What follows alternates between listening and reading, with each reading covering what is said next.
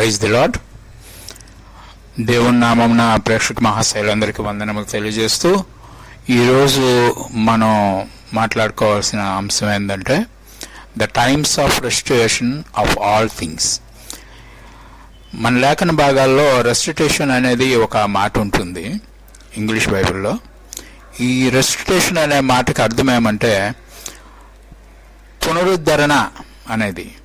పునరుద్ధరణ దేనికి అవసరం అని మనం ఆలోచించినట్లయితే పునరుద్ధరణ మొత్తం మన భూ ప్రపంచానికే అవసరం. ఆదాం కాలంలో ఆదాంతో పాటు భూమి కూడా శపించబడింది. కాబట్టి ఆదాంకి శాప విముక్తి ఎప్పుడు జరుగుతుందో ఆ రోజు భూమి కూడా తన శాపం నుండి విముక్తి పొందుకుంటూ ఉంటుందని మన లేఖనాలు చెప్తున్నాయి. ఈ విషయంలో అనేకమైన వివాదాలు మనకున్నాయి. కాబట్టి దీని గురించి మన బైబిల్ ఏం చెప్తుందో ఈరోజు మనం తెలుసుకుందాం. రెస్టిట్యూషన్ అనేది మన లేఖన భాగాల్లో ఒక భాగం. ఇందులో why don't we talk about it more, దీనికోసం మనం ఎందుకు ఎక్కువ మాట్లాడకూడదు అనేది ఒక అంశం ఉంది. ఎందుకు ఎక్కువ మాట్లాడుకోవట్లేదు అంటే దీనికి కూడా ఒక 3 కారణాలు ఉన్నాయి. చూసారా? Speculation, controversy and confusion.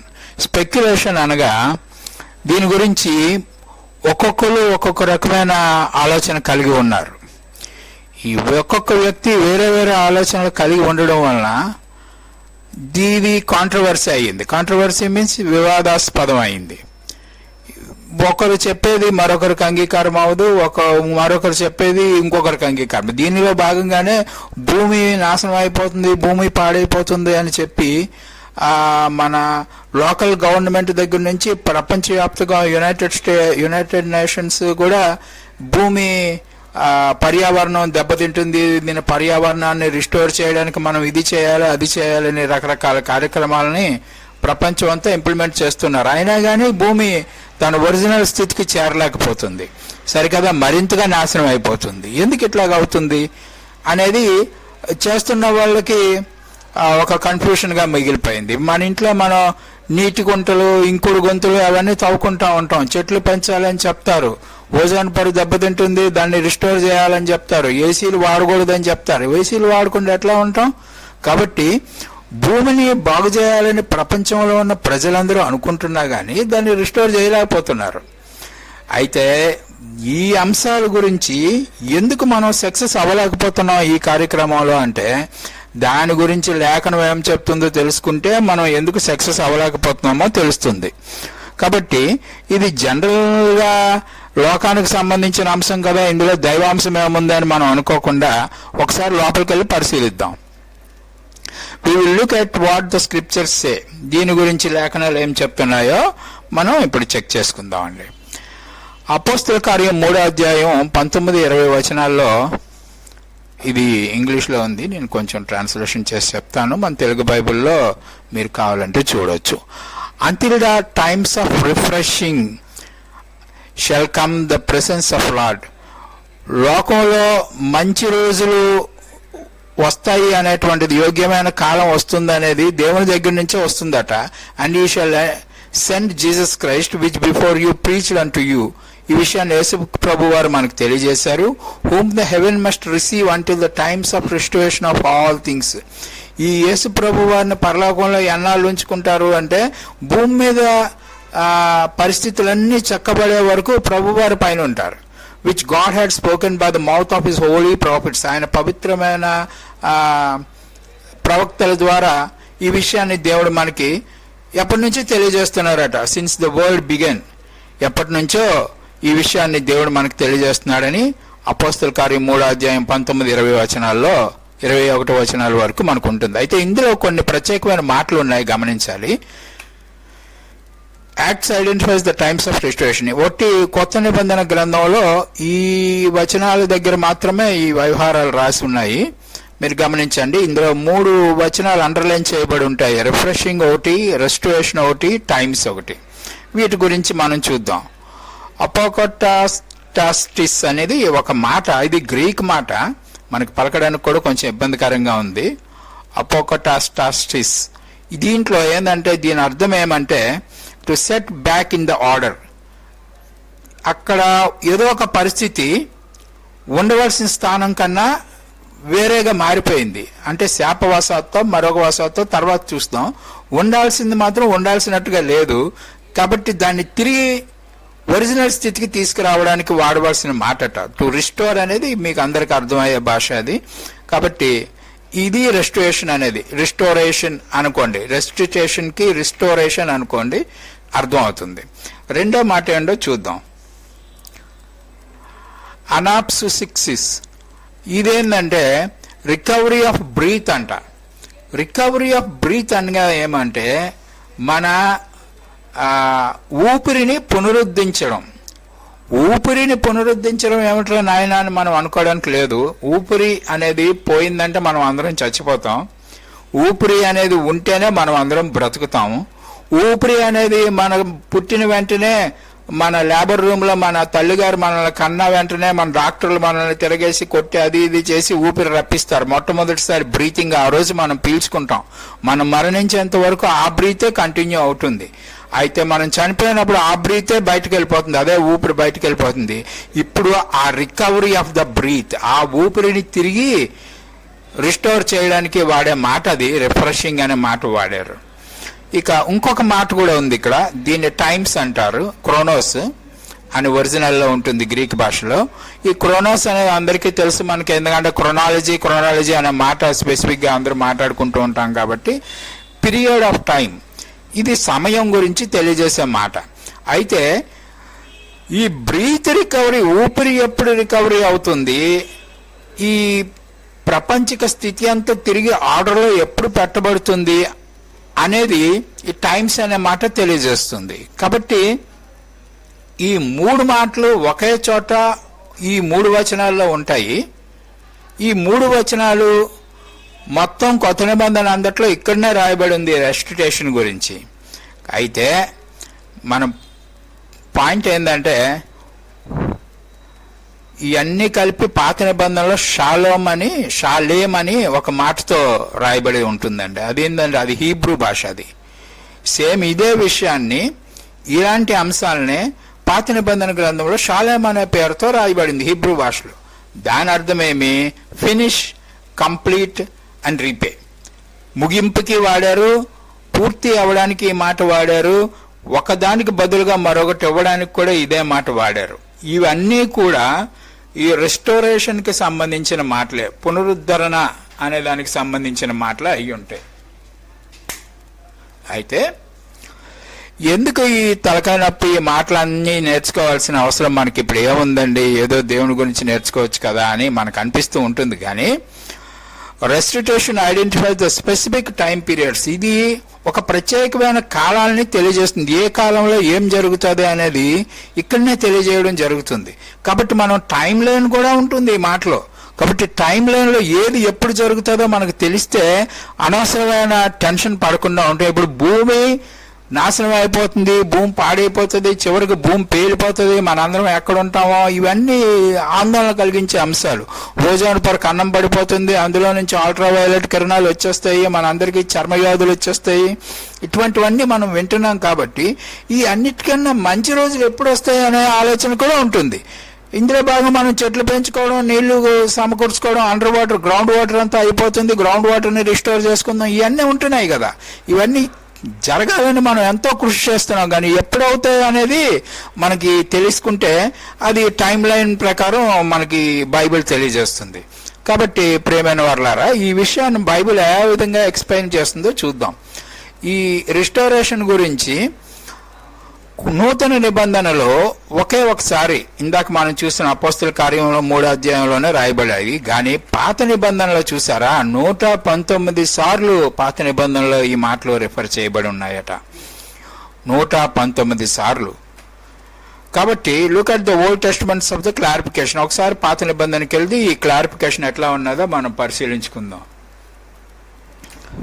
చూడండి, పాత నిబంధనలో షాలోమ్ అనే మాట ఉంటుందని చెప్పాను. కొత్త నిబంధనలో ఉన్నటువంటి రిఫ్రెషింగ్,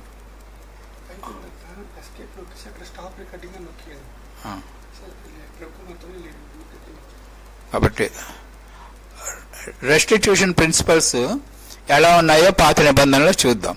షాలాం అనే మాట 18 సార్లు నిర్గమకాండంలో వస్తుంది, 21-22 అధ్యాయాల్లో. ఈ నిర్గమకాండంలో 21-22 అధ్యాయంలో ఈ 18 సార్లు ఏ ఏ భావాలతో ఇది బయటకు వచ్చింది అనేది మనం తెలుసుకోవాలంటే, మేక్ ఇట్ గుడ్ అని 6 సార్లు వస్తుంది. అక్కడ రాయబడిన 21 అధ్యాయం 34వ వచనం, 22:11, 22:13వ వచనం, 22:14వ వచనం, 15వ వచనంలో ఈ అన్ని చోట్ల కూడా మేక్ ఇట్ గుడ్, దానిని మంచిదిగా చేయండి అనే మాటకి బదులుగా షాలేం వాడారు. రెండోది 21 అధ్యాయం 22 అధ్యాయంలోనే రీపేమెంట్ అనగా తిరిగి మనం కోల్పోయినది తిరిగి ఇవ్వడానికి 4 సార్లు వాడారు. రెస్టిట్యూషన్ అంటే రిస్టోర్ చేయడానికి, కోల్పోయింది. ఈ ఇంచుమించుగా ఈ 4-6 సార్లు వాడిన రెండు కూడా ఒకే అర్థాన్ని ఇస్తాయి. రీపేమెంట్ కానీ రెస్టిట్యూషన్ కానీ. రిస్టోర్ కూడా అదే వస్తుంది, 2 సార్లు వాడడం జరిగింది. అయితే ఇట్లన్నిట్లో కూడా ఎలా వాడారో, ఎందుకు వాడారు, ఎలా వాడారు మనం ఆ వచనాల దగ్గరికి వెళ్ళి చూస్తే మనకు క్లియర్గా అర్థం అవుతుంది. కాబట్టి అక్కడికి వెళ్దాం ఒకసారి. 22వ అధ్యాయం నిర్గమకాండంలో a thief must certainly make restitution. ఎవడైనా ఏమైనా దొంగతనం చేశాడు అనుకోండి, ఆ దొంగతనం చేసింది చూడండి 22-5వ వచనంలో ఏం రాశారంటే, if a man grazes his livestock in a field or vineyard and let them stay and they graze another man's field. ఇంకొకడు పొలంలోకి వెళ్ళి మన ఆవులు గేదెలు ఏమైనా తినేసాయి అనుకోండి, he must restitution from the best of his own field or vineyard. వీడి సొంత పొలంలో నుంచి మంచి శ్రేష్టమైన ధాన్యం తీసుకెళ్లి వాడికి ఇచ్చేయాలన్నమాట. దానికి వాళ్ళు రెస్టిట్యూషన్ అనే మాట వాడారు. అంటే మనం ఏం కోల్పోయామో దానికి శ్రేష్టమైన, దానికన్నా మంచిది అక్కడ ఇవ్వడం జరుగుతుంది. 6వ వచనంలో చూద్దాం. If a fire breaks out and spreads into the thorn bushes so that the burnt shocks a grain and standing grain whole field, the one who stands the fire must make restitution. ఏదైనా accidental గా ఆ పక్కోడి పొలం మన వల్ల కానీ తగలబడిపోతే మన దగ్గర ఉన్న ఏమైనా మంచివి తీసుకుని వెళ్ళి ఆడికి మళ్ళీ రిస్టోర్ చేసేయాలంట. అలాగే 22వ అధ్యాయం 12వ వచనంలో చూద్దాం. But if the animal was stolen from the neighbour he must make registration to the owner. పక్కోడు జంతువు ఏదైనా అంటే ఆవు గేదె, ఆ రోజుల్లో గాడిదలు ఒంట్లు అట్లాంటివి ఏమో ఉండేవి, అలాంటివి ఏమైనా దొంగతనం కానీ మనం చేస్తే దాన్ని తిరిగి వాడికి అప్పజెప్పవలసి ఉంటుంది. దీన్ని రీపేమెంట్ అంటారు. ఈ విధంగా వీటన్నిటికీ కూడా వాళ్ళు షాలేం అనే మాటనే వాడడం జరిగింది. ఇవన్నీ కూడా పోయినవి తిరిగి పొందుటకు ఇవ్వబడిన మాటలు.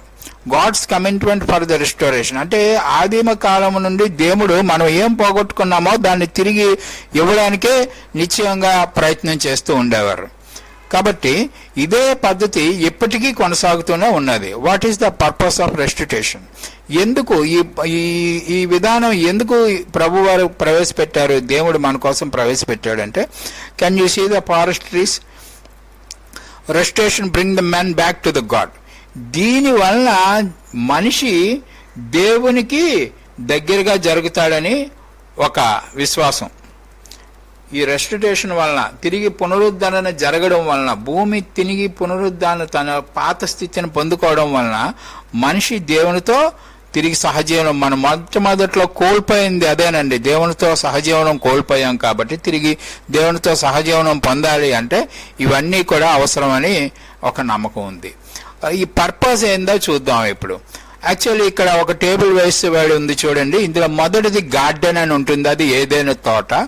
రెండోది ప్రజెంట్ ఈవిల్ వరల్డ్ అనే ఒక కాలం ఉంది, అది ప్రస్తుతం నడుస్తున్న కాలము. మూడోది కింగ్డమ్ అని ఉంటుంది, అది 1000 సంవత్సరాల ప్రభు వారి పరిపాలన. నాలుగోది ఏజెస్ టు కమ్, రాబోయే కాలము, రాబోయే యుగాలని సూచిస్తూ ఉంది. ఇలాగా మనం జీవిస్తున్న జీవనం 4 భాగాలుగా విభజించడం జరిగింది. ఇప్పుడు మనం 2వ భాగం చివరిలో ఉన్నామండి. ప్రజెంట్ ఈవిల్ వరల్డ్ ఎండింగ్ లో ఉన్నాము. చూద్దాం. ఇప్పుడు ఏదైనా తోటలో గార్డెన్ అని చెప్పబడిన దాని గురించి మాట్లాడుతున్నాము. అక్కడ ఒక మనకు పరీక్ష జరిగింది ఎక్స్పీరియన్స్ గురించి. అంటే దేవుడు లేకుండా ఉంటే మంచిదా, దేవుడు ఉంటే మంచిదా అనేది, దేవునితో ఉంటే మంచిదా అనే పరీక్ష పెట్టబడినప్పుడు ఆదాము ఈ పరీక్షలో ఫెయిల్ అయిపోయాడు. ఫెయిల్ అయిపోయి దేవుడు చేయొద్దు అన్నది చేస్తూ సైతాన్ ఏం చేయమన్నాడో అది చేశాడు కాబట్టి అక్కడ ఆయన పరీక్ష ఫెయిల్ అయిపోయినట్లు లెక్క. ఇక్కడ ఫెయిల్ అయిపోయిన పరీక్ష నుంచి ఎందుకు ఫెయిల్ అయిపోయాడు అనేది అనుభవపూర్వకంగా తెలుసుకోవాలి కాబట్టి దేవుడు ఆయన్ని ప్రస్తుత ప్రపంచంలోకి వదిలేశాడు. ఈ ప్రస్తుత ప్రపంచంలో ఆయన పొందిన అనుభవాన్ని బట్టి దేవుడు లేకపోతే జీవితం ఎట్లా ఉంటుందో, ఇప్పుడు మనం అనుభవిస్తున్న జీవితం అదే. అన్యాయం, అక్రమం, దొంగతనాలు, దోపిడీలు, పేదవాళ్ళని గొప్పవాళ్ళు దోచుకోవడం, ఇట్లాంటి కార్యక్రమాలన్నీ మనకు జరుగుతున్నాయి కదా. ఇవి అన్నీ అనుభవం అన్నమాట.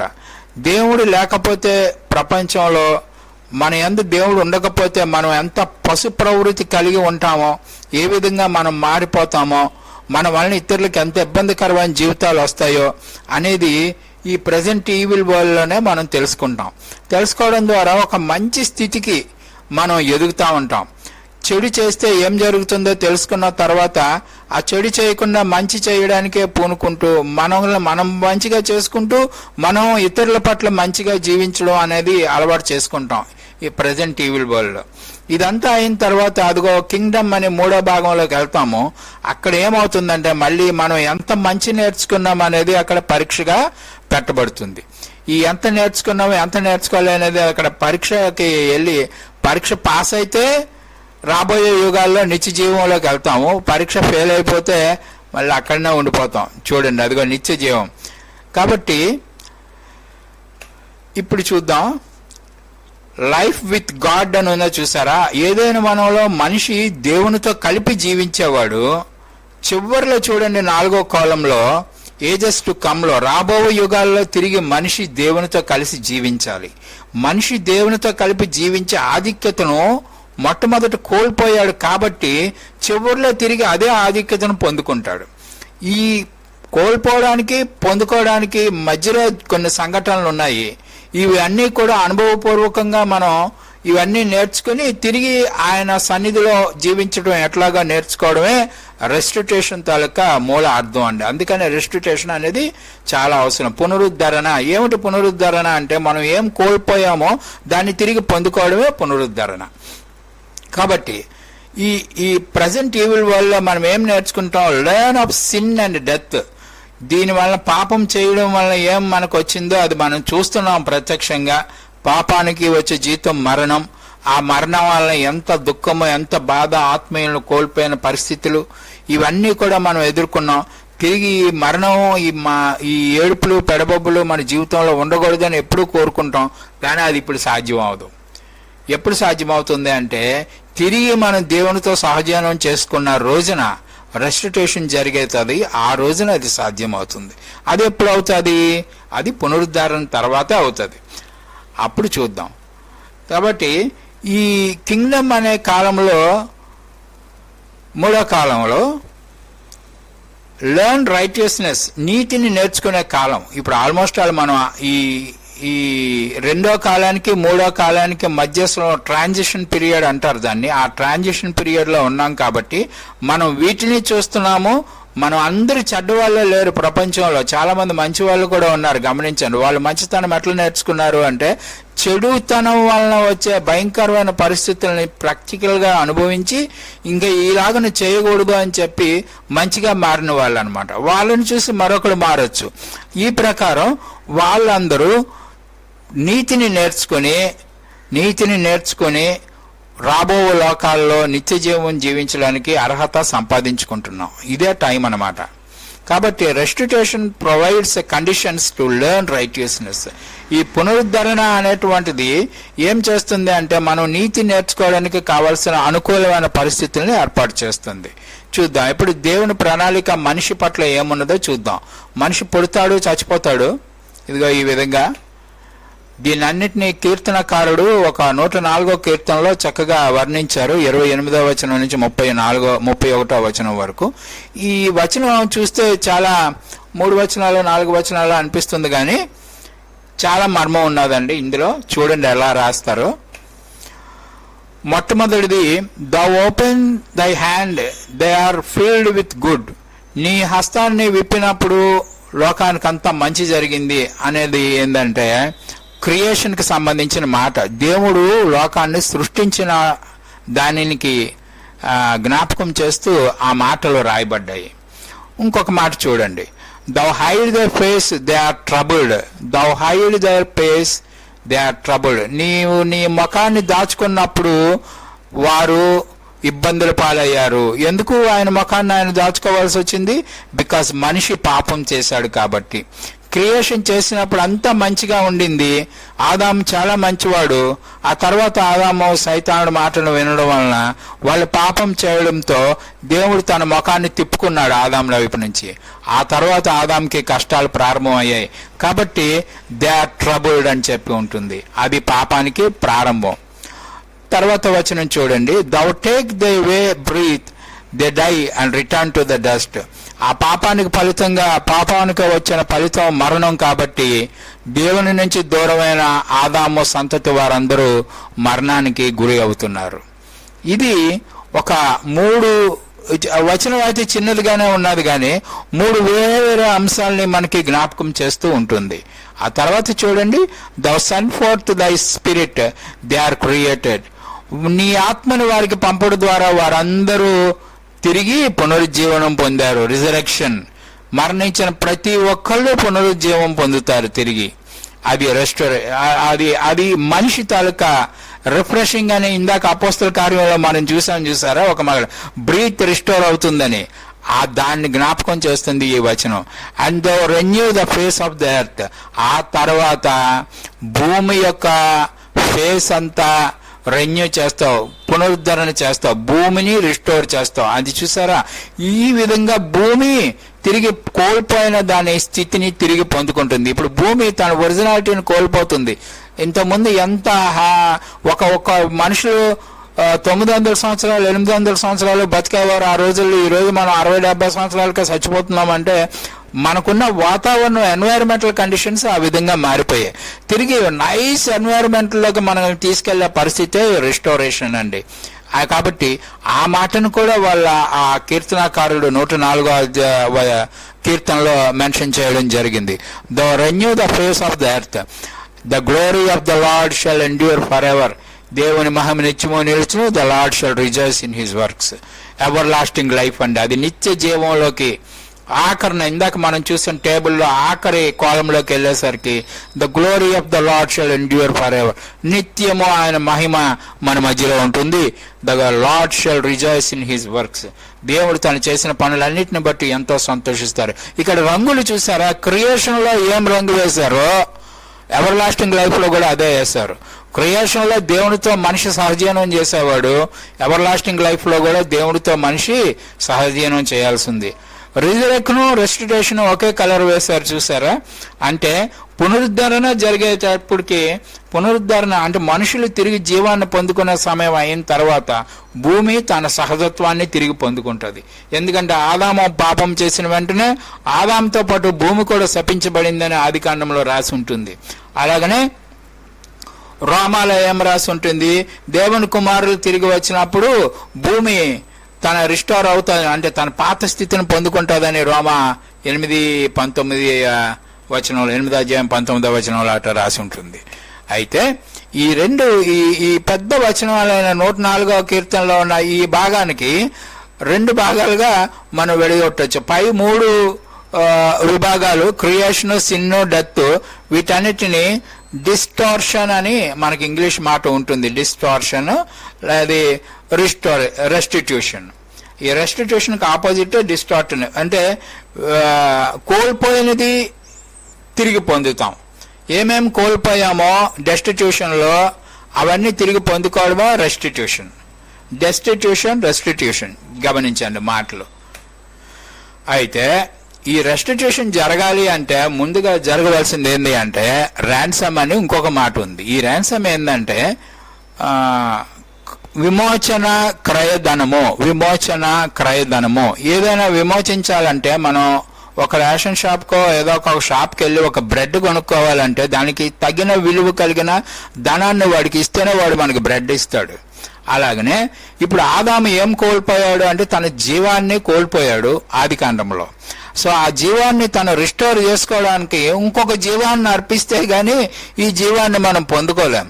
కాబట్టి హోసియా ప్రవక్త వారు ఏం చెప్తారంటే 13-14 వచనంలో, 13వ అధ్యాయం 14వ వచనంలో, I will ransom them from the power of the grave, నేను వారిని సమాధి యొక్క శక్తి నుంచి బయటకు తీస్తానని చెప్పాడు.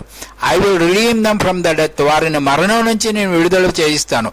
ఓ death I will be thy plagues, నీ ఈ ఆది బాధల నుంచి నేను బయటకు తీసుకొస్తానని చెప్తారు. O grave I will be the destruction, నేను నిన్ను నాశనం చేస్తానని కూడా. ఇదేని నాశనం చేస్తారు, సమాధుల్ని నాశనం చేసేస్తారంట, మరణాన్ని నాశనం చేసేస్తాడంట. దేవుడు ఇచ్చిన వాగ్దానం అండి. హోసియా గ్రంథంలో హోసియా గారి ద్వారా దేవుడు మనకు చెప్పిన విషయం అది. అదే విషయాన్ని యోహాను ఎలా చెప్తారో చూడండి. యోహాను 11వ అధ్యాయం 25-26 వచనాలు. Jesus said unto them, I am the resurrection and I am the life, నేనే పునరుద్ధానాన్ని, నేనే జీవాన్ని అని యేసు ప్రభు వారు చెప్తున్నారు. అదే రెఫరెన్స్ అండి. నేను ఆ పైన ఏం చెప్పారండి, నేను సమాధి యొక్క శక్తిని తీసేసుకుంటాను, మరణం యొక్క శక్తిని నేను తీసేసుకుంటాను వెనక్కి అని చెప్తున్నారు కదా. ఏ విధంగా తీసుకుంటారు అంటే యేసు ప్రభు వారి ద్వారా అది తీసుకోవడం జరుగుతుంది. అందుకని యేసు ప్రభు వారు మరణించి పునరుద్ధానం పొంది నేనే రిజరెక్షన్ అని చెప్తాడు. యేసు ప్రభు ఆదాంకి బదులుగా ఆదాం మరణాన్ని తెచ్చుకుంటూ యేసు ప్రభు పునరుద్ధానాన్ని తెచ్చుకున్నాడు. ఆదాం మరణాన్ని మనకిచ్చినప్పుడు యేసు ప్రభు వారి పునరుద్ధానాన్ని మనకిచ్చారు. ఇది whoever live and believe in me shall live never die, నా యందు ఎవరైతే విశ్వాసం ఉంచి నమ్మారో వారు మళ్ళీ చనిపోరు అని చెప్పాలి. అదేంటండి చనిపోరు అంటే మనం అందరం చచ్చిపోతున్నాం కదా ఎట్లా అయినా అంటాం.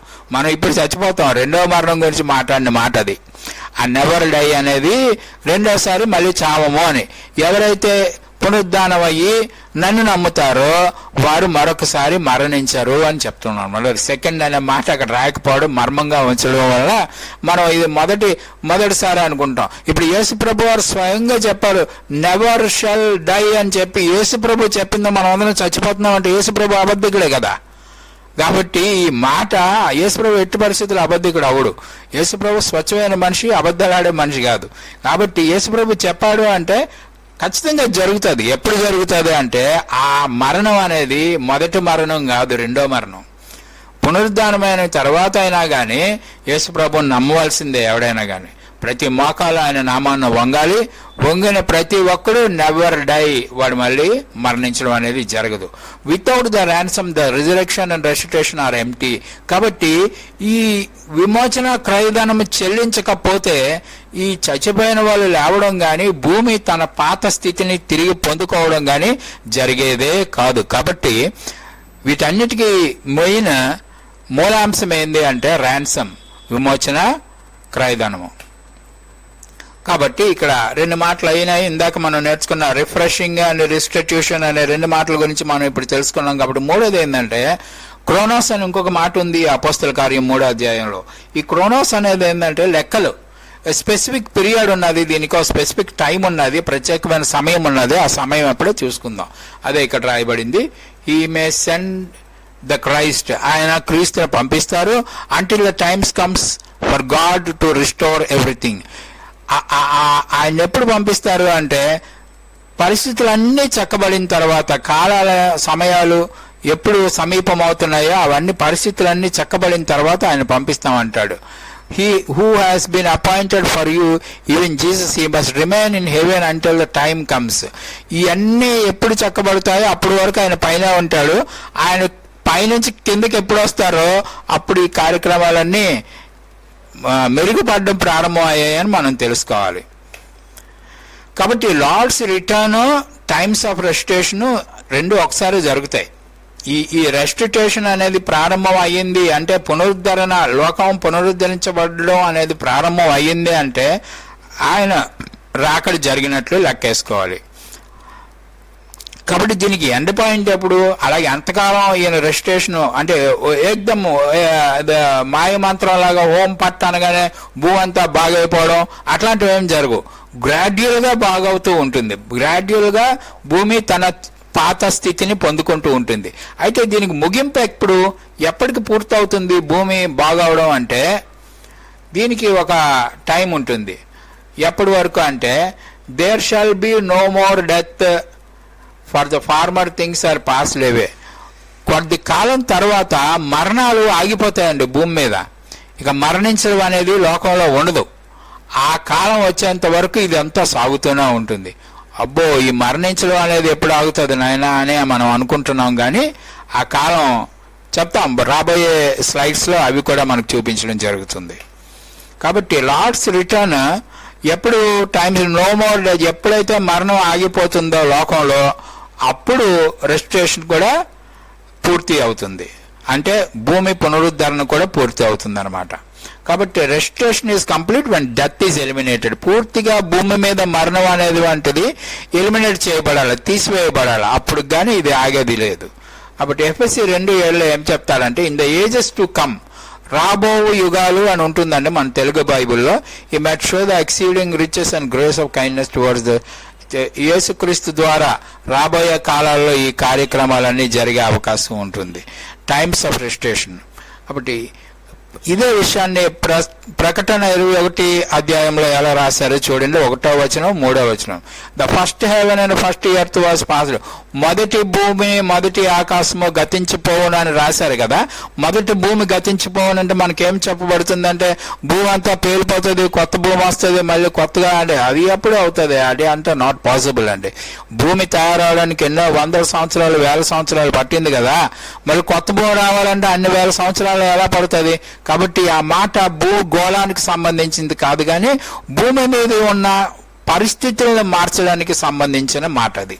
First heaven and first earth was passed away అంటే మొదటి భూమి మొదటి ఆకాశం గతించిపోనంటే మొదటి భూమి మీద ఉన్న వాతావరణ పరిస్థితులు, కాలమాన పరిస్థితులన్నీ మారి కొత్త పరిస్థితులు ఇదే భూగోళం మీద వస్తాయి.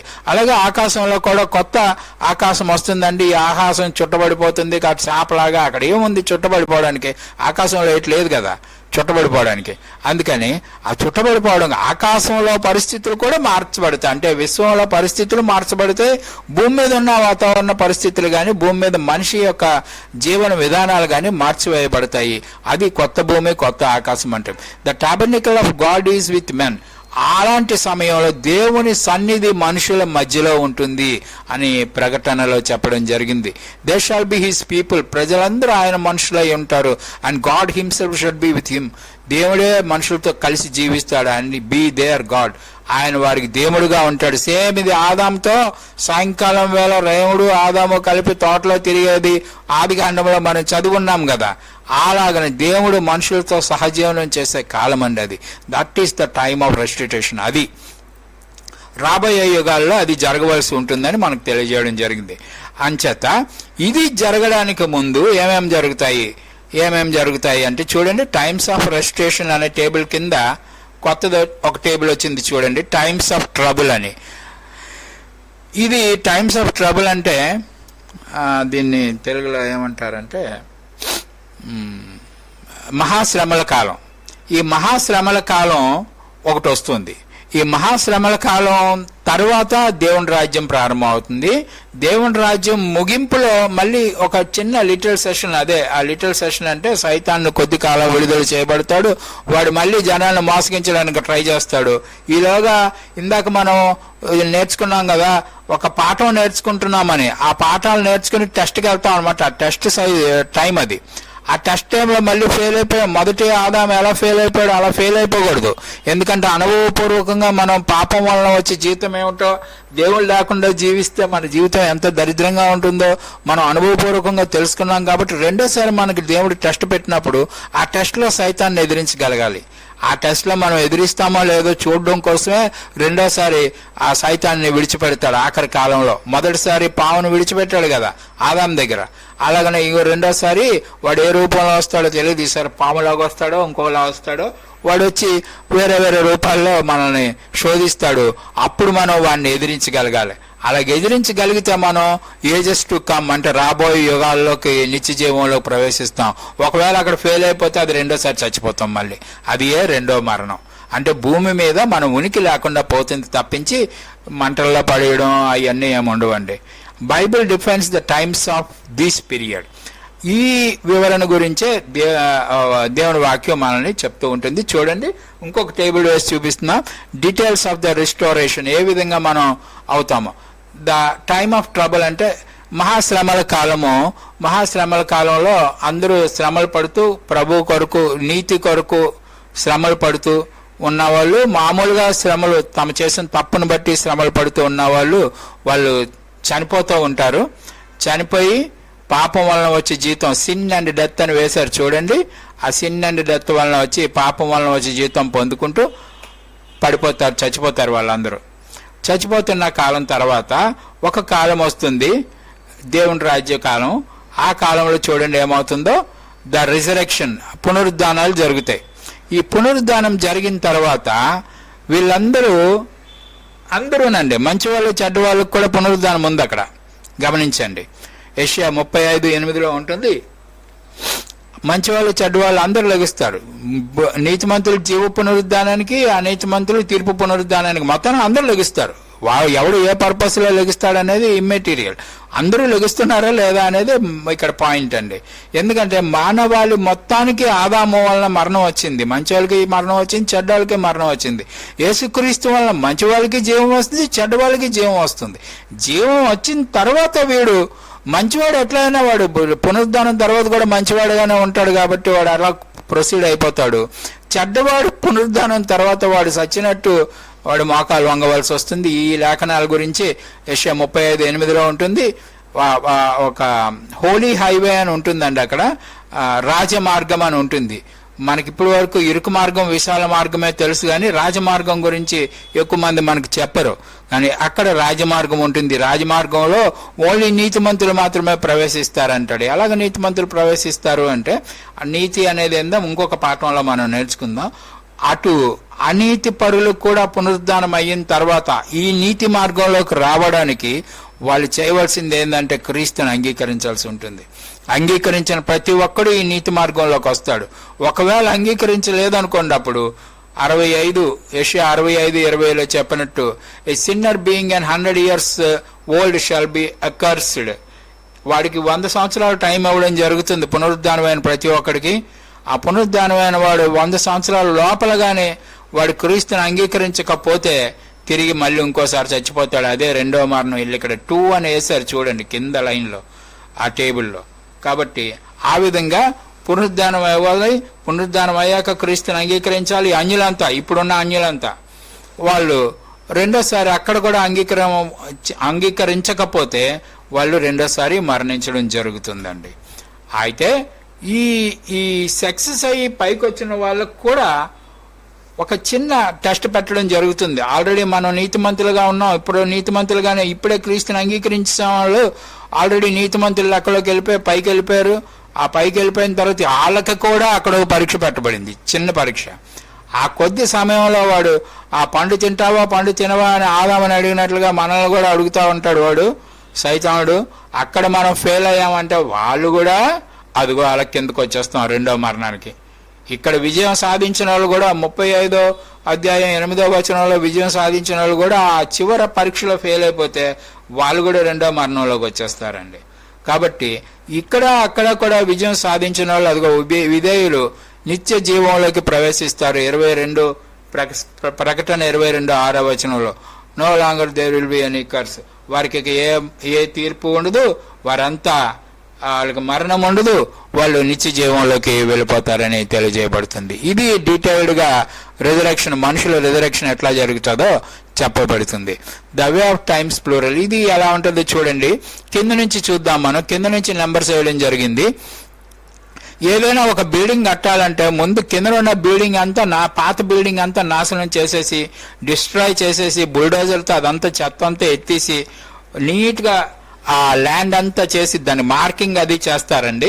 ఎందుకు? కొత్త బిల్డింగ్ కట్టడానికి. మరి పాత బిల్డింగ్ తలక ఏమీ అక్కడ ఉండడానికి వీల్లేదు. పునాదుల్లో ఉన్న రాళ్ళతో సహా అన్ని తీసేస్తారు, ఎందుకంటే కొత్త పునాదులు వేయాలి కాబట్టి. ఇది ఫస్ట్ ఫేజ్ ఒక బిల్డింగ్ కట్టాలంటే. సెకండ్ ఫేజ్లో ఏంటంటే కన్స్ట్రక్షన్ ప్రారంభిస్తాడు ఆ క్లీన్ ల్యాండ్ మీద. ఆ కన్స్ట్రక్షన్ అయ్యి ఒక 5 అంతస్తులు 4 అంతస్తుల భవనం కడతాడు.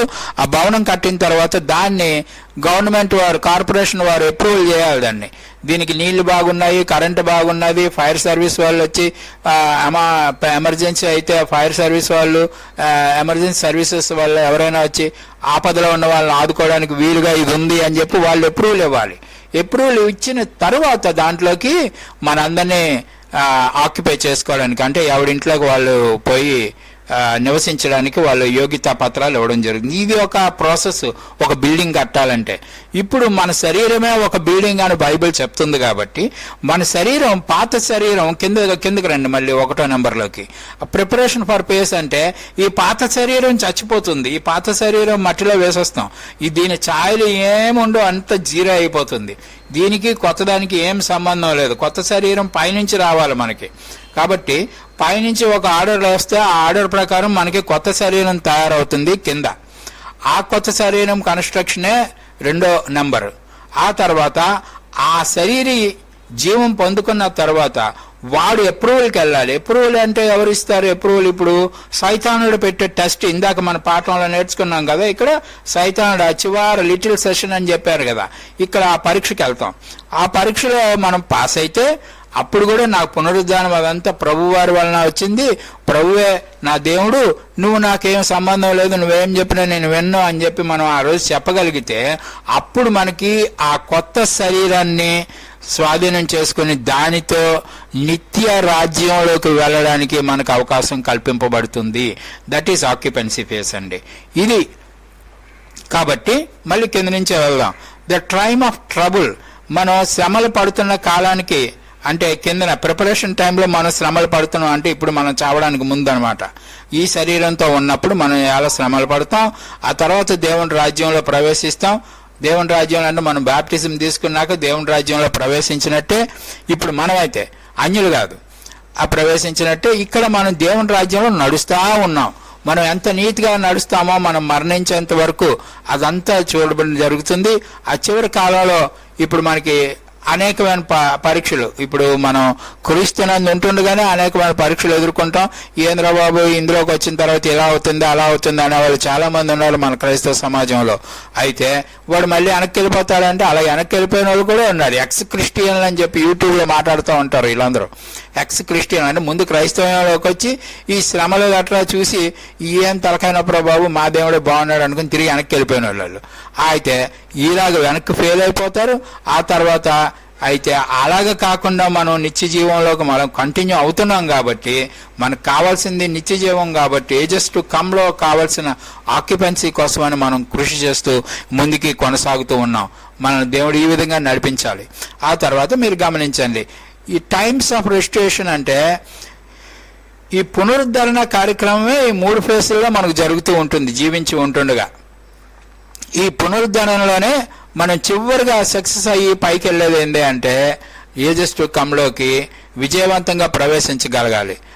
దానికోసమే మనం ఈ కృషి చేస్తూ ఉన్నాం. కాబట్టి క్యారెక్టర్స్ ఏంది రెస్టరేషన్ కంటే, రిస్టోర్ వాట్ వాజ్ లాస్ట్. మనం మొట్టమొదటి ఏం కోల్పోయామో ఆదాం దగ్గర దాన్ని తిరిగి పొందుకోవాలి. రెండోది ఫోకస్డ్ ఆన్ ద వరల్డ్.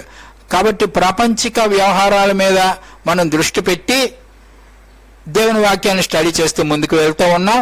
అప్పుడే మనకు ఆ ముందు దాన్ని ఎదిరించి ముందుకెళ్ళడం ఎలాగో మనకు తెలుస్తుంది. Seen by the world. అయితే మనం ఈ విధంగా వెళ్తున్నామో అన్న సంగతి ప్రపంచం మనల్ని గుర్తించాలి. అంటే ప్రపంచం మనల్ని గుర్తించేలాగా మన ప్రవర్తన ఉండాలి. అది చూడండి, ఈడు క్రైస్తవుడే కానీ మహా దొంగరా బాబు అంటూ ఉంటారు మన వాళ్ళని. ఎందుకు అలా ఉంటారు అంటే అంచేత ఆ అన్యుల చేత మనం శ్లాఘించబడే విధంగా మన ప్రవర్తన తీరు ఉండాలి. మనల్ని చూసిన వాడు యేసుప్రభుని చూసినట్టు ఫీల్ అవ్వాలి. అదనమాట focused on the world and seen by the world. మనం ప్రపంచాన్ని దృష్టిలో పెట్టుకుని మనం జీవించాలి. ప్రపంచం మనల్ని దృష్టించి మనలో క్రీస్తుని గమనిస్తూ ఉండాలి. Remove ఆబ్స్టాకిల్స్ and అటాన్మెంట్. ఏ విధమైన కష్ట పరిస్థితులు ఉంటాయి వాటన్నిటిని అధిగమిస్తూ ముందుకు వెళ్ళాలి. అదే అలాగని వెళ్ళినప్పుడు చూడండి, ఇర్మియా చెప్తాడు 31-34, దేశంలో know me but the least of them, ప్రతి ఒక్కడు నా గురించి ఎవరు చెప్పవసరం లేదు. ఇదిగో దేవుని తెలుసుకోండి అని ఎవ్వరు చెప్పక్కర్లేదు.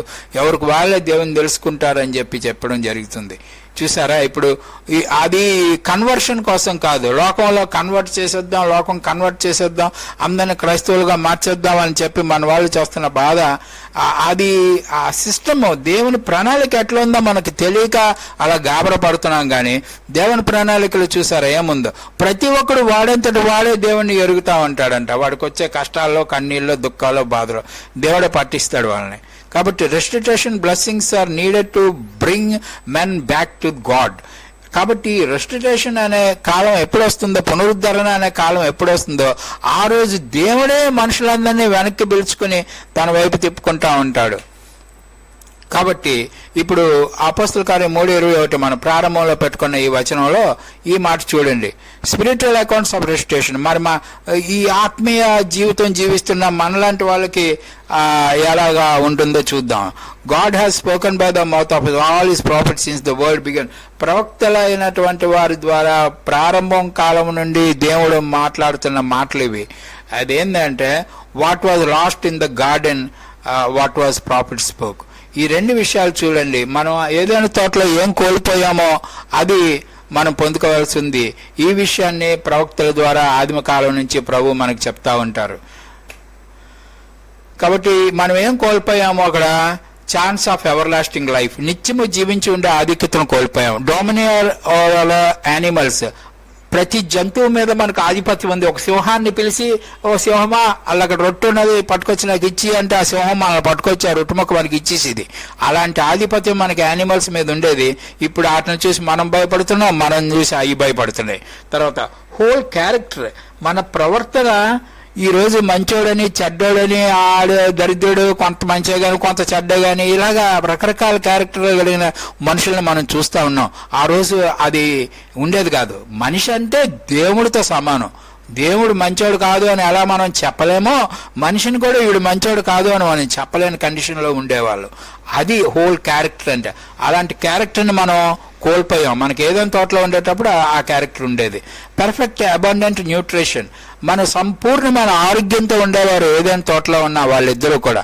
ఇప్పుడు మనం అదే కోల్పోయాం. ప్రతి ఒక్కడికి బీపీలు, షుగరు, ఎవరికైనా నీవు లేవు అంటే నీకు లేవా అని ఆశ్చర్యపోయే కాలంలో మనం ఉన్నాం.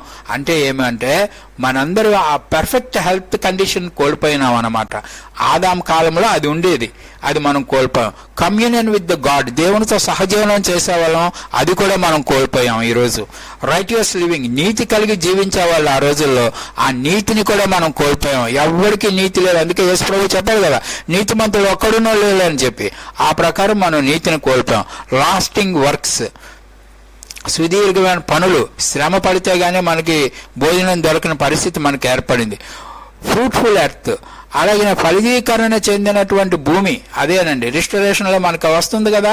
భూమి ఏం కోల్పోయి గెండిన భూమి ఎండిపోయి నీరు లేకుండా పోయి గచ్చపదులు, ముళ్ళ పదులు మొలిసింది కదా. అటువంటివన్నీ పోయి ఫలదీకరణ చెందిన భూమిగా భూమి మారేది.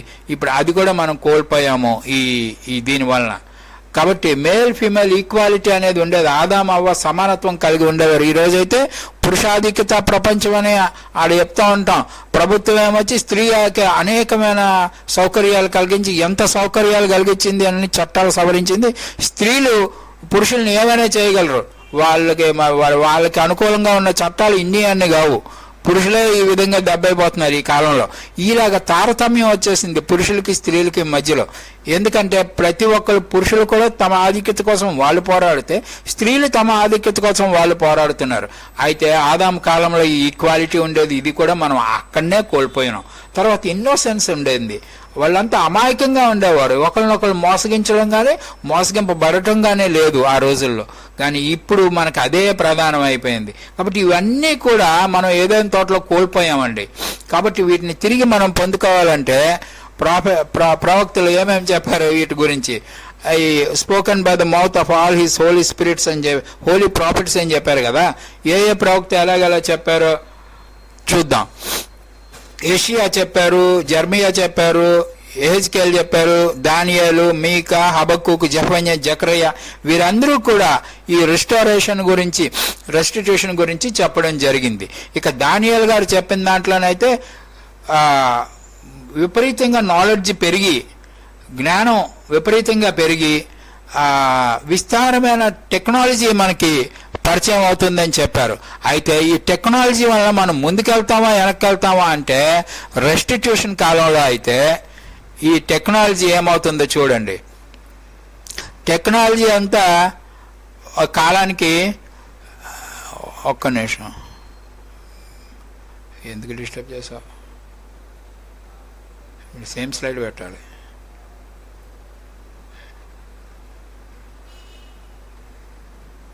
పాస్ అయిపోయాం. టెక్నాలజీ అక్కడ పెట్టు. దానికి ముందు ఒకటి ఈ టెక్నాలజీ అనేది ఇంట్రడ్యూస్ చేయబడుతుందని చెప్పి దానియేలు గారు చెప్పారు. వేగంగా అంటే ఒక కాలం ఈ 18వ శతాబ్దానికి ముందు ఒక 50 కిలోమీటర్లు వెళ్ళాలంటే 1 గంటకు పైగా పట్టేది. గుర్రం బండ ఏదో వేసుకుని వెళ్ళే వాళ్ళమే. ఆ 18వ శతాబ్దం చివరికి వచ్చేసరికి రొడాల్ఫ్ డీజిల్ గారు డీజిల్ ఇంజిన్ కనిపెట్టారు, జేమ్స్ వాట్ గారు స్టీమ్ ఇంజిన్ కనిపెట్టారు. ఇవన్నీ వచ్చేసరికి 100 కిలోమీటర్లు గంటలో వెళ్ళిపోయే పరిస్థితి ఏర్పడింది. ఇంకా అక్కడి నుంచి ఈరోజు వేలాది కిలోమీటర్లు ఒక గ్రహం నుంచి మరొక గ్రహానికి కూడా మనం ప్రయాణం చేయగలిగినంత టెక్నాలజీ మనకు డెవలప్ అయిపోయింది. కానీ చూడండి, ఇదంతా కూడా సడన్ గా డిస్ట్రక్షన్ అయిపోతుందట. ఈ మధ్యకాలంలో మీరు గమనించారో లేదో, మైక్రోసాఫ్ట్ కొద్ది గంటల సేపు బ్రేకప్ అయిపోయింది. ఒక 2 నెలల కాలం అనుకోండి, 1-2 నెలలు అయ్యింది. ఆ కాలంలో ఆ బ్రేకప్ అయిపోతే ప్రపంచంలో ఎన్నో ఈ ఏమంటారు దాన్ని, సెన్సెక్స్ డ్రాప్ అయిపోవడం, ప్రపంచం అల్లకొల్లం అయిపోవడం జరిగింది. కొన్ని గంటలు మాత్రమే మైక్రోసాఫ్ట్ ఫెయిల్ అయిపోతే ప్రపంచం తలకిందులైపోతుంది ఈవేళ. అట్లాంటిది ఈ మొత్తం టెక్నాలజీ ఒక్కసారి బ్రేక్ డౌన్ గానే అయ్యింది అంటే మన ప్రపంచం ఏమైపోతుందో ఊహకి కూడా అందలేని పరిస్థితులు ఉన్నాయి. కాబట్టి ఇవన్నీ ఇలాగ జరుగుతూ ఉంటాయి. రెండోది ఏంటంటే, అంత్యకాలాన్ని మనం లెక్క పెట్టుకోవడానికి ఇస్రాయెల్ రిస్టోరేషన్ అని ఒకటి ఉన్నదండి. ఇస్రాయెల్ దేశం తిరిగి పునర్నిర్మాణం ఎప్పుడవుతుందో అప్పుడు అంత్యకాలం ప్రారంభం అవుతుందని యేసు ప్రభు వారు చెప్పారు. ఆ ప్రకారం వెన్ ద స్పౌట్ లీవ్స్ అంటే ఎప్పుడైతే అంజూరపు చెట్టు చిగురిస్తుందో మీరు గమనించండి అంటారు. Know that the Kingdom of God is near, దేవుని రాజ్యం సమీపంలో ఉందని తెలుసుకోమంటారు. అంటిల్ దీస్ థింగ్స్, ఈ వ్యవహారాలన్నీ ఎప్పుడైతే జరుగుతాయో, అటు అంజూరపు చెట్టు చిగుర్చడం అంటే అంజూరపు చెట్టు ఇస్రాయెల్ దేశాన్ని సాదృశ్యంగా ఉంది. అంజూరపు చెట్టు చిగుర్చడం అంటే ఇస్రాయెల్ దేశం తిరిగి పునరేకీకరణ జరిగి అది రిస్టోరేషన్ అయ్యి అది ఎలాగైతే స్థాపించబడుతుందో, ఎలాగైతే విస్తరించబడుతుందో దానిని చూసి దేవుని రాజ్యం సమీపంగా అయిపోతుందని చెప్పి మనం తెలుసుకోవాల్సి ఉంటుందండి. అలాగనే ఇశ్రాయేల్ దేశానికి 1948లో స్వతంత్రం వచ్చింది. అయితే 48 కన్నా చాలా ముందే వాళ్ళ సెటిల్మెంట్స్ ప్రారంభం అయ్యాయండి. అప్పటి నుంచి, అందుకని అంజూరపు చెట్టు సడన్ గా ఫలించదు, ముందు చిగురించడమే చెప్పారండి బైబిల్లో.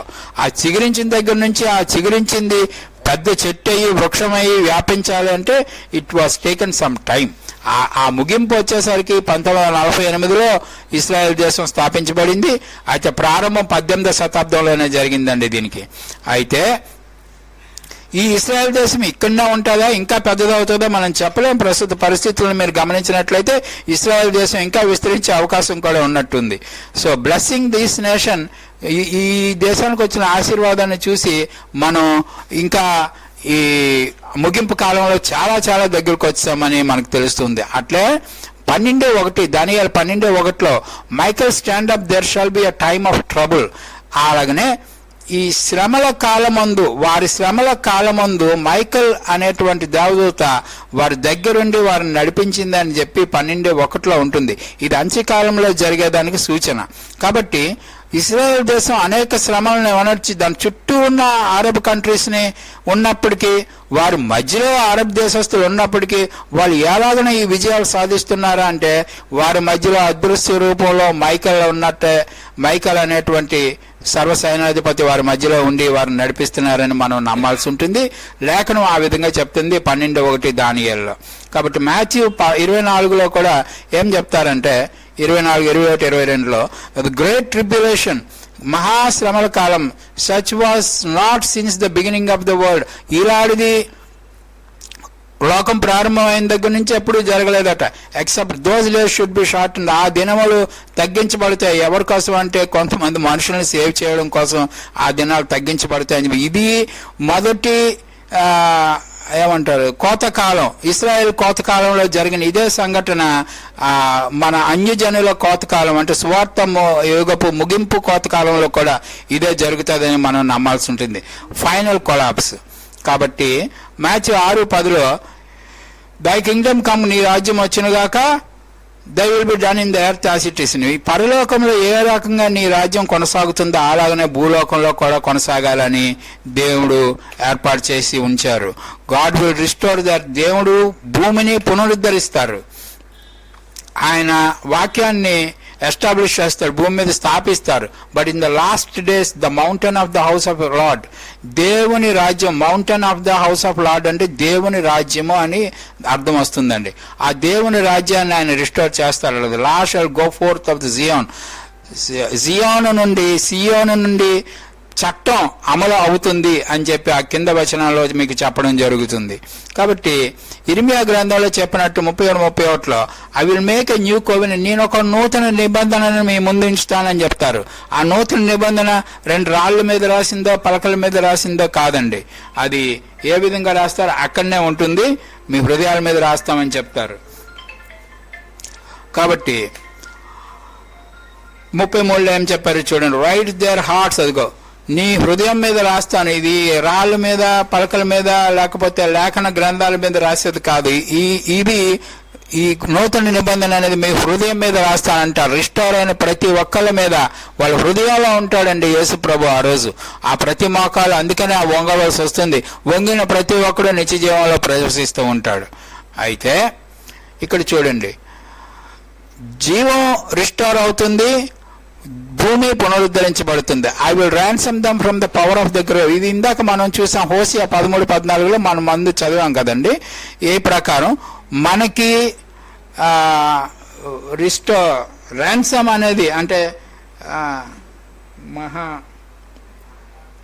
ఒక మనిషికి మనిషి, ఆదాంకి ప్రతిగా ఇంకొక ఆదాం, రెండో ఆదాం ఎప్పుడైతే మరణించడం జరిగిందో, తిరిగి రెండో ఆదాం పునరుద్ధానం ఎప్పుడైతే పొందాడో వాడిని బట్టి మొదటి ఆదామునందు మరణం పొందుకున్న మనం అందరం కూడా పునరుద్ధానాన్ని పొందుకుంటాం. కాబట్టి ఓ మరణమా నీ ముళ్ళు ఎక్కడ అని అడుగుతారు కదా, ఓ సమాధి నువ్వు ఎక్కడున్నావు అని అడిగే పరిస్థితి ఏర్పడుతుంది. అది చూసారా అక్కడ ఆ బొమ్మలో ఏం చూపించాడు, మనం వేసే విత్తనం వేరే రూపంలో ఉంటుంది, ఆ బయటకు వచ్చిన మొక్క వేరే రూపంలో ఉంటుంది. ఆ విత్తనం రాలేదని ఎదురు చూడడానికి లేదు. అదే ఇందాక చెప్పాము కదా, కంప్లీట్ గా భూమి మీద డిస్ట్రక్షన్ చేసిన తర్వాత పాత ఇల్లుని పూర్తిగా కొట్టేసిన తర్వాత కొత్త ఇల్లుకి పునాదులు వేయబడతాయి. కాబట్టి పాత శరీరానికి కొత్త శరీరానికి ఏం సంబంధం ఉండదు. పాత శరీరం పూర్తిగా నాశనం అయ్యి కొత్త శరీరం మనకి ఏర్పడుతుంది. కాబట్టి యోహాన్ గారు చెప్పినట్టుగా all that are grave shall hear my voice, వారు నా స్వరం వింటారు and they shall come forth, వాళ్ళు బయటకు వస్తారు, రిజరెక్షన్ ఆఫ్ ద లైఫ్, జీవం వాళ్ళు పొందుకుంటారని చెప్పి రాయబడి ఉన్నది. కాబట్టి అయితే ఇక్కడ ఒక విషయం గమనించండి, గాడ్ విల్ సస్టైన్ లైఫ్. దేవుడు మొట్టమొదటిసారి ఒక జీవికి నాసికారంధ్రముల్లో గాలి ఊదుగా జీవం ప్రారంభమైంది. ఆ జీవి నుంచి మరొక జీవి ఆ జీవాన్ని ట్రాన్స్ఫర్ చేయడం జరిగింది. ఆదాము ద్వారా, అవ్వ ద్వారా ఆ జీవాన్ని వారి బిడ్డలకి ప్రసాదించడం జరిగింది. లోకమంతా ఆదాం బిడ్డలు అని చెప్పి అపోస్తల కార్యంలో రాసి పెట్టబడినట్టు మనమంతా కూడా ఆ జీవాన్ని ఒకరి నుంచి ఒకళ్ళు పంచుకుంటున్నాం. మన బిడ్డలకు ఆ జీవాన్ని ప్రదానం చేశాం. అన్నిసార్లు దేవుడు వచ్చి ముక్కులో గాలి ఊదుతాడో లేదా కాదు కదా, మనం మన జీవాన్ని మన బిడ్డలకు ప్రసాదించాం. మన బిడ్డలు వారి బిడ్డలకు ప్రసాదిస్తూ ఉంటారు. ఎప్పుడైతే మనకి అనుగ్రహించబడిన ఈ జీవాన్ని మనం పీల్చుకోలేని స్థితిలో ఉంటామో ఆ రోజు మనం మరణిస్తామండి. కాబట్టి be fruitful and increase the number, fill the earth, భూమిని నింపండి అని చెప్పి వారికి ఆదికి తెవ్వడం జరిగింది. అలాగనే Matthew 22:30 పరలోకంలో ఉన్నప్పుడు అంటే మనం తిరిగి పునరుద్ధానం పొందుకున్న తర్వాత మనం పెళ్లికి ఇవ్వబడము, పెళ్లికి చేసుకోవడం అంటే అప్పుడు మనం అందరం దేవదూతల వల్ల ఉంటామని చెప్పడం జరిగింది. దేవదూతలు పెళ్లికి ఇవ్వడం కానీ, పెళ్లిళ్ళు చేసుకోవడం కానీ, పిల్లల కనడం కానీ చేయరు. కాబట్టి దేవదూతలలాగా మనం అయిపోతే అప్పుడు మరి మనకి పిల్లల కనడానికి, మన జనాభాని వృద్ధి చేసుకోవడానికి అవ్వదు. కాబట్టి ఎంతమంది భూమి మీద జీవించాలి అని దేవుడు నిర్ణయించాడో అంతమంది భూమి మీద పుట్టేంత వరకు వాళ్ళు అలాగా పుడుతూనే ఉంటుంది. ఈ పుట్టుక ఆగిపోతుంది, మరణాలు ఆగిపోతాయి ఒక టైం పెట్టినప్పుడు. కాబట్టి neither can they die anymore, వారు ఇంకా మరణించడం అనేది ఏమీ ఉండదు. And they are equal and to the angels, ఎవరు పునరుద్ధానమైన వాళ్ళు దేవదూతల వల్ల అవుతారు. And the children of God, దేవుని బిడ్డలుగా ఉంటారు. Being the children of the resurrection, పునరుద్ధానంలో వారు బిడ్డలుగా ఉంటారు. వారు ఎవరుగా పిల్లల్ని కంటరు కాబట్టి భూమి మీద కావాల్సినంత జనాభా ఇప్పుడే మనం నింపాల్సి ఉంటుంది. ఆ నింపిన తర్వాత దేవుడు ఆ నెంబర్ సరిపోతుంది అని దేవుడు ఎప్పుడైతే భావిస్తాడో అప్పుడు ఇక్కడ పుట్టుకలు ఆగిపోతాయి, మరణాలు కూడా ఆగిపోతాయి. ఇందాక మనం అనుకున్నాం కదా, రెస్టిట్యూషన్ ఎప్పుడు కంప్లీట్ అవుతుంది అంటే మరణాలు ఆగిపోయినప్పుడు రెస్టిట్యూషన్ కంప్లీట్ అవుతుంది అని చెప్పారు. So need the procreation will cease. కాబట్టి ప్రోక్రియేషన్ అంటే మనం మళ్ళీ మన పిల్లల్ని కండం అనమాట. ఆ మనం పిల్లల్ని కనే విధానం కూడా ఒకానొక సమయానికి ఆగిపోతుంది. కాబట్టి అప్పుడు మనకి భూమి మీద న్యూట్రిషన్ ఫుడ్ దొరుకుతుంది. ఇప్పుడు మనం న్యూట్రిషన్ ఫుడ్ కోసం అనేసి ఎక్కువ డబ్బులు ఇచ్చి కొనుక్కుంటున్నాం కదా, అలాగేం అక్కర్లేదు. మనకు భూమి మీద ఏమేమి పడతాయో ఆ రోజు ఇక్కడ బొమ్మలో చూపిస్తున్నాయో ఏమైనా కానీ ఏమేమి వస్తాయో అవన్నీ కూడా ఆరోగ్యకరమైనవి, మంచివై పుడతా ఉంటే వాటిని తింటే మరి ఏ రోగాలు రావు, చావు అంతకన్నా రాదు. అలాగనే మనుషులు ఎంత ఆరోగ్యంగా ఉంటారు అంటే 35 విషయాల్లో చెప్పబడినట్టు the strength in the feeble hands, బలహీనమైన చేతులు బలం పొందుకుంటే స్టడీ ద న్యూస్, వణుకుతున్న ముడకలే. ఇప్పుడు అందరికి మనకు ముడకల నొప్పులు అవి వచ్చేస్తున్నాయి కదా, ఈ నీస్ బలపడతాయి, బలహీనమైన ముడకలన్నీ బలపడతాయి. ఫియర్ఫుల్ హార్ట్స్, భయం కలుగుతున్న హృదయాలకి ఆ భయం పోతుంది. Be strong, do not fear, దేని విషయంలోనూ ఆందోళన చెందవలసిన పని లేదు. Eyes of the blind B opened. ఇప్పుడు మనకి అందరం చాలా మంది కళ్ళు కనిపించవు కదా మనకి, ఈ కళ్ళు అన్ని కళ్ళద్దాలు పెట్టుకునే అవసరం ఉండదు, చెవిటి మిషన్లు పెట్టుకునే అవసరం ఉండదు, కుంటి వాళ్ళు క్రచెస్ అవి పట్టుకుని నడవలసిన అవసరం ఉండదు, నత్తి మాటలు మాట్లాడేవి మోగవాళ్ళు ఎక్కడే ఉండరండి. కాబట్టి ఈ వచనాలన్నీ మీరు తెలుగు బైబిల్లో క్లియర్గా చదువుకోండి. ఎంత బాగా ఉంటుందంటే అంత బాగా ఈ దేవుని రాజ్యంలో మనకి అద్భుతమైన ఆరోగ్యంతో మనం జీవించడం జరుగుతుంది. అలాగనే అందరికీ ఒకటే లాంగ్వేజ్ ఉంటుంది అంటారు. ఒకటే లాంగ్వేజ్ అంటే ఏముంటుంది అది గమనించండి, అండర్లైన్ చేసిన లైన్స్. ప్యూర్ లాంగ్వేజ్ అంటే serve him with one consent. అది ఎవడు ఏ భాషలో మాట్లాడుకున్నా వాళ్ళందరూ ఉద్దేశం దేవుని ఒకే ఉద్దేశంతో ఆరాధించడం మొదలు పెడతారు. ఒకే ఉద్దేశంతో ఎందుకంటే అందరికీ పునరుద్ధానం ఒకటే కాబట్టి అక్కడ మనం అందరం సమానం అయిపోయాం. గొప్పోడైనా పేదోడైనా, లేకపోతే పెద్ద కులవాడైనా చిన్న కులవాడైనా, పెద్ద మతస్థుడైనా చిన్న మతస్థుడైనా, బిల్డింగ్లో రాజభవనాల్లో ఉండేవాడైనా, అడుక్కు తిని పాకల్లో ఉండేవాడైనా అందరూ రిజరెక్ట్ అవుతారు సేమ్ టైంలో. అలాగ రిజరెక్ట్ అయ్యేటప్పుడు, అందరూ పునరుద్ధానం పొందేటప్పుడు అందరూ ఒకే కన్సెంట్తో దేవుని ఆరాధిస్తూ ఉంటారు. That is called one language. తర్వాత పీస్ అండ్ సేఫ్టీ రిస్టోర్డ్. మనకి ఆ రోజు యుద్ధాలు, బాధలు, ఒక దేశం మీదకి ఒక దేశం రావడం, ఒక దేశం ఆ న్యూక్లియర్ వెపన్స్ సంపాదించుకుందంటే మనం కూడా డబ్బులు ఖర్చు పెట్టి ఆ స్తోమత లేకపోయినా న్యూక్లియర్ వెపన్స్ సంపాదించుకోవడం, ఇట్లాంటివి ఏమీ అవసరం ఉండదండి. Neither shall they learn war anymore. వారు యుద్ధం నీతులు ఏమి నేర్చుకోవాల్సిన అవసరం ఇక ఎప్పటికీ ఉండదు. మీకా 4:3 ఈ విషయం రాయబడి ఉంది. అలాగనే మీకా 4:3 ఇంకో మాట ఏముంటుందంటే neither shall they peace and safety, శాంతి, ప్రశాంతత వాతావరణం, క్షేమమైన వాతావరణం మనం బ్రతకడం జరుగుతూ ఉంటుంది. అలాగనే none shall make their afraid. ఎవరిని భయపెట్టే పరిస్థితులు ఆ రోజుల్లో ఉండవండి. అలాగనే అది law in their inward parts right in their hearts. చట్టము, న్యాయము, ధర్మం అనేటువంటిది వాళ్ళ హృదయాల్లో రాయబడి ఉంటుంది. కాబట్టి దేని విషయం కూడా ఎవరిని ఆక్షేపించడం కానీ, కోర్టులకు వెళ్ళడం కానీ, కేసులు పెట్టుకోవడం కానీ ఇటువంటివి ఏమీ ఉండవండి, అవసరమే ఉండదు. కాబట్టి the way to God restored, ఏ విధంగా దేవుడు లోకాన్ని రిస్టోర్ చేస్తాడు, తిరిగి పునర్నిర్మిస్తాడు అనేది మనం క్లియర్ కట్గా నేర్చుకున్న తర్వాత it will be called the holy way of holiness. Way of holiness ఇది యోగ్యమైన దేవుని రాజ్యానికి వెళ్ళడానికి రాజమార్గము ఏర్పడుతుందని చెప్పి ఇక్కడ చెప్పడం జరుగుతుంది. The unclean will not journey on it. ఏ అవినీతి పరులు కానీ, పొరపాటు తప్పు చేసిన వాడు కానీ, పాపులు కానీ ఆ మార్గంలో వెళ్ళడానికి అవకాశం లేదు. ఎందుకంటే సైతానుడు కూడా కట్టువేయబడి ఉంటాడు ఆ సమయంలో. కాబట్టి వాడు మనల్ని ప్రోత్సహిస్తేనే మనం మోస్ట్లీ తప్పులు చేస్తూ ఉంటాం, పాపాలు చేస్తూ ఉంటాం. వాడు కట్టువేయబడతాడు. కాబట్టి ఇప్పుడు మనం నేర్చుకున్న అంశాలన్నింటినీ ఆ రోజుకి మనిషి స్టడీ చేసి ఉంటాడు. కాబట్టి వాడి నీతి కలిగి ఆ వాక్యంలో ఆ రోడ్లో వెళ్తూ ఉంటాడు, హోలీ హైవేలో. Truth and honesty restored. అలాగనే సైతాన్, అదే ఇప్పుడు నేను చెప్పిన సైతాన్ బంధింపబడి ఉంటాడు. కాబట్టి నీతి నిజాయితీ అనేటువంటిది ఆ రోజు విస్తృతంగా వ్యాప్తి చెందుతూ ఉంటుంది. రిలీజన్ ఆఫ్ వన్ గాడ్, ప్రతి ఒక్కరు ఒక్క దేవుణ్ణి ఆరాధించే కాలం వస్తుంది 14:9 జకర్యాలో రాసిన ప్రకారం. అలాగనే ప్రతి ఒక్కరు దైవ జ్ఞానంతో నిండి ఉంటారు అని చెప్పి హబక్కూకు 2:14 రాయబడి ఉన్నదండి. ఇది కూడా సముద్రం నీటితో ఎలా నిండి ఉంటుందా, లోకమంతా దైవ జ్ఞానంతో నిండి ఉంటుందని చెప్పి. ఎండ్యూరింగ్ ద ఫ్రూటేజ్ ఆఫ్, మనం పడిన శ్రమకి తగినటువంటి ఫలితం ఆ రోజు మనం పొందుతామని చెప్పి 65:23 చెప్పబడుతుంది. Joy of the life restored, సంతోషం, జీవితంలో సంతోషం ఎప్పుడు నిండుకుని ఉంటుంది. మనం 35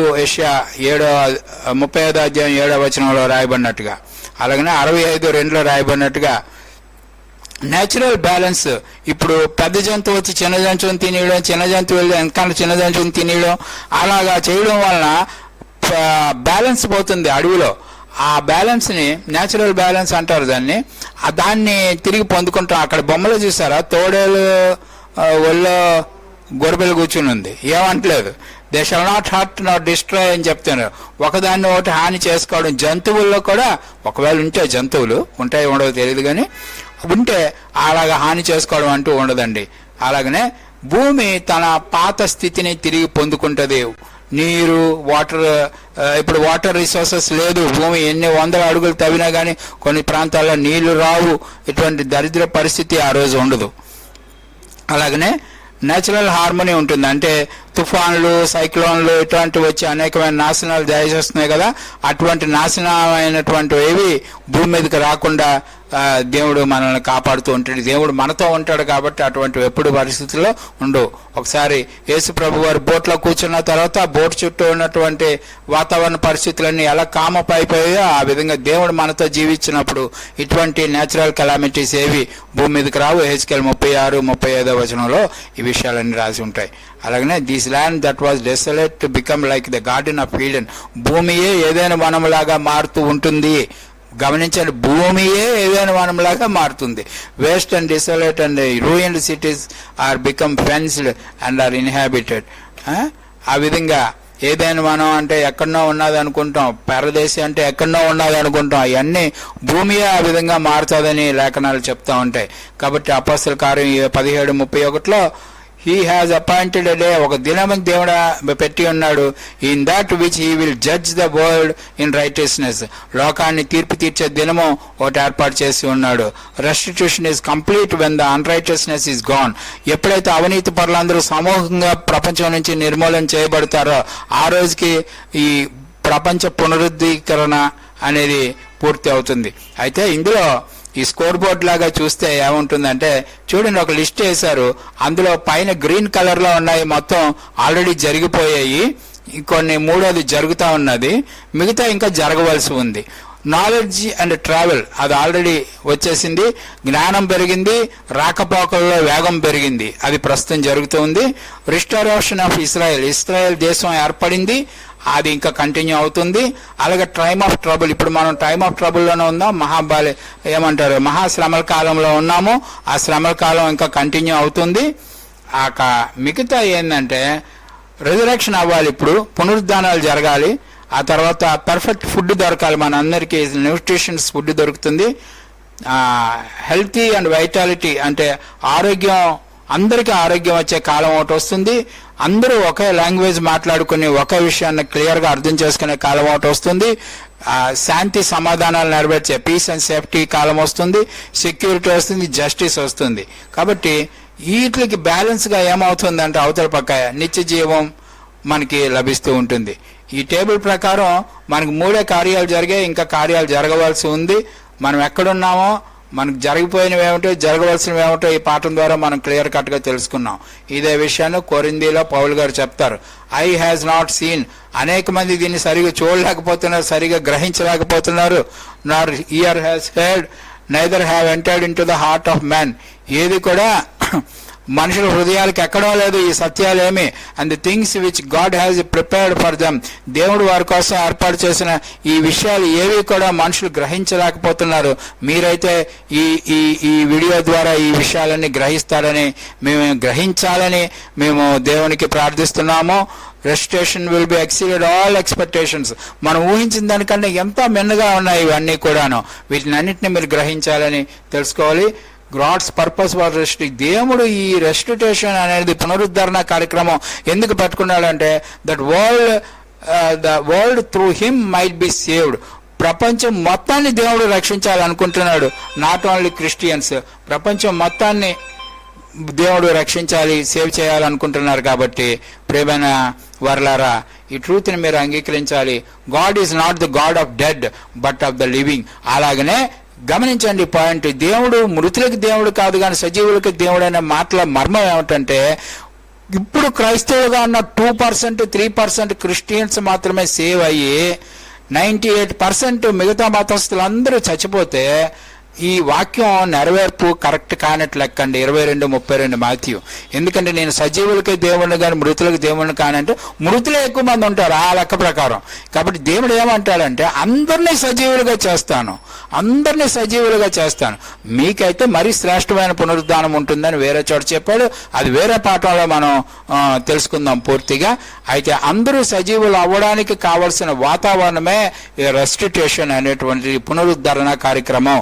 భూమి పునరుద్ధరణ కార్యక్రమం ఉద్దేశం ఏంటి అంటే ప్రపంచ ప్రజలందరూ కూడా సజీవులుగా మారాలి. నేను సజీవులకే దేవుడును అని ప్రభువారు చెప్తున్నారు. Restitution brings man back to God. దేవుని నుండి మనం దూరం అయిపోయాం, దేవుని నుండి మనం ఆయన ఆధిక్యతను కోల్పోయాం. ఆయన ఆధిపత్యంలో ఉండవలసిన మనం ఆధిపత్యాన్ని కోల్పోయాం. కాబట్టి తిరిగి ఆయన ఆధిపత్యం కిందకి మనం వెళ్ళాలనే దేవుని ఉద్దేశం అయి ఉన్నది. కాబట్టి రీపేమెంట్ ఎలాగా జరుగుతుంది అనే దానికి ఒక వాక్యం చూపించారు.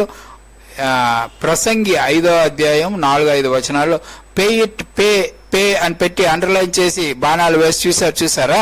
ఇట్లన్నిట్లో కూడా మొదటిది ఫినిష్ అని, కంప్లీట్ అని, రీపేమెంట్ అని అనే భావన వచ్చేలా అన్ని ఒకే చోట ఉండేటట్టుగా ఒక వచనం ఉంది. అందుకని ఆ వచనం మీకు చూపించడం జరిగింది.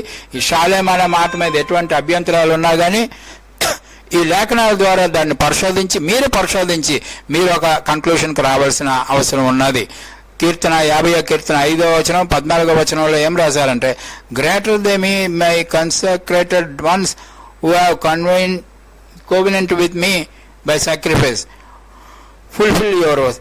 నా కోసం ఎవరైతే, ఒకసారి ఇది చూద్దాం, gather to me my consecrated ones, ప్రతి ఒక్కరిని నాకు సమర్పణ జీవితం కలిగిన వారందరినీ ఒక దగ్గరికి చేర్చండి. Who made a covenant with me by sacrifice, వారు చేసిన త్యాగాల ద్వారా వాళ్ళు నాతో ఒప్పందం చేసుకున్నారు.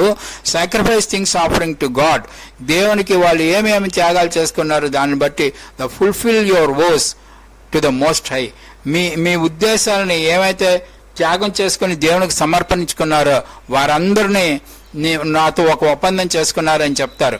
వాళ్ళకి రీపేమెంట్ జరుగుతుంది డెఫినెట్గా. ఆ రీపేమెంట్ ఏ విధంగా ఉంటుందో అది వేరే పాఠంలో ఉంటుంది. అందరూ బతికేస్తారు. మరి క్రైస్తవులుగా ఇప్పుడే మనం చేరిపోయాం కదా, మనకేటి లాభం, వాళ్ళతో మనకు సమానమా అంటే మనం నిశ్చయంగా వారితో సమానం కాదు, మనం చాలా పైన ఉంటాము. అది వేరే పాఠంలో మనం తెలుసుకుందాం. God is faithful to fulfil his restitution promise. అయితే ఈ రెస్టిట్యూషన్లో లోక పునరుద్ధరణ కార్యక్రమంలో దేవుడు ఏమేమి వాగ్దానాలు చేశాడో అవన్నీ ఆయన ఖచ్చితంగా నెరవేరుస్తాడని మనం నమ్మవలసి ఉంటుంది. అలాగనే యేసు ప్రభు వారు ఏం చెప్పారు? 4వ అధ్యాయం 23వ వచనం, Jesus vent preaching the gospel of the Kingdom. దేవుడు ఇప్పుడు మనం నేర్చుకున్న అంశాలన్నిటినీ లోకానికి తెలియజెప్పాలని యేసు ప్రభు ఉద్దేశం అయి ఉన్నదండి. అయితే మన బాధ్యత ఏమిటి అంటే, this gospel of the Kingdom shall be preached in all the world of witness అంటూ ద నేషన్స్. ప్రపంచ ప్రజలందరికీ ఈ సత్యాన్ని మనం తెలియజేయవలసి ఉంటుంది. ప్రపంచ ప్రజల్లో అందరినీ కన్వర్ట్ చేయడం కాదు. ఇప్పుడు మనం ఏమైతే ట్రూత్ నేర్చుకున్నామో లోకం అందరినీ దేవుడు బతికించాలనుకుంటున్నాడు. ఇప్పుడే దేవున్న యేసుక్రీస్తుని నమ్ముకున్న వాళ్ళకి మరింత శ్రేష్టమైన పునరుద్ధానం జయ చేస్తానన్నాడన్న సత్యాన్ని లోకం అందరికీ మనం తెలియజేయాలి. యేసు ప్రభు వారు అదే తెలియజేశారు, అదే మనల్ని కూడా తెలియజేయమని చెప్పారు. అదే మన బాధ్యత అయి ఉన్నది. So privilege to preach this gospel. కాబట్టి ప్రియమైన ప్రేక్షకులారా, ఓపికతో ఎంతసేపు ఈ వీడియోని చూసినందుకు మీకు వందనములు. ఈ ట్రూత్ని మీ మనసులో ఉంచుకోండి. దీని మీద ఏమైనా సందేహాలు ఉంటే తర్వాత మా ఫోన్ నంబర్లు ఉన్నాయి, వాటితో మీరు మమ్మల్ని సంప్రదించగలరు, సబ్జెక్టుకి సంబంధించి మాత్రమే. కాబట్టి for him and through him and to him all the things to God be glory forever. Amen. ఇది బైబిల్ స్టూడెంట్స్ విశాఖపట్నం వారు సమర్పిస్తున్న కార్యక్రమం. Praise the Lord. ఆమెన్.